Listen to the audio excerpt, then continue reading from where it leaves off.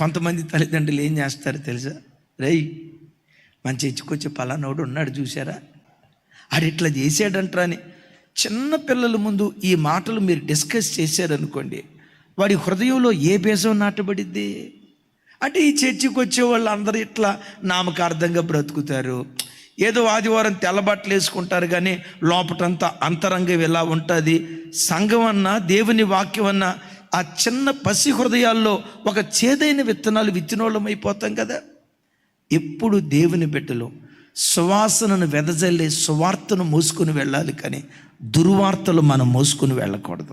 ఇంటికి వెళ్ళారా, మీరు భోజన పంక్తిలో కూర్చున్నప్పుడు, పిల్లలు మీ ఇంట ఉన్నప్పుడు, పిల్లలు మీ మధ్యలో తిరుగుతున్నప్పుడు, ఆ ఆదివారం సంఘంలో దైవజనుని బలపరిచి ఏ వాక్యం ద్వారా దేవుడు మీతో మాట్లాడాడు, ఏ వాక్యం మీ హృదయాన్ని తాకిందో, ఏ వాక్యం మీ హృదయాన్ని కదిలించిందో, ఏ వాక్యం మీకు బుద్ధి చెప్పిందో, ఏ వాక్యం మీ హృదయాన్ని కదిలించిందో, వినిన వాక్యాన్ని గురించి పిల్లలతో తర్కించండి, పిల్లలతో డిస్కస్ చేయండి.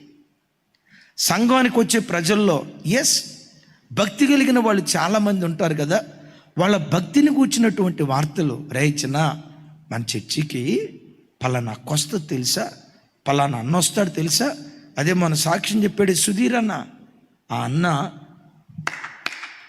16వ ఏటే బాప్తిస్మం తీసుకున్నాడంట్రా, ఇట్లా పరిచర్య చేశాడంట్రా. అట్లా నమ్మకంగా పరిచర్య చేయటాన్ని బట్టి ఈరోజు అన్నని దేవుడు ఎంత ఆశీర్వదించాడో తెలుసా, మన సాక్ష్యం చెప్పాడే. 16 సంవత్సరంలో బాప్తిస్మం తీసుకున్నాడంట్రా. అరే, మన చర్చికి పలానా అక్క వస్తుందే, మన సాక్ష్యం చెప్పిందే. ఆ అక్క 17వ సంవత్సరంలో బాప్తిస్మం తీసుకుందంట. నాన్న, నువ్వు కూడా అట్లా ఎందుకు బ్రతకూడదు? అమ్మా, నువ్వు కూడా అట్లెందుకు జీవించకూడదు? ఇలాంటి సువాసనను వెదజల్లే వార్తలు మన పిల్లలకు పదే పదే వినిపించాలి.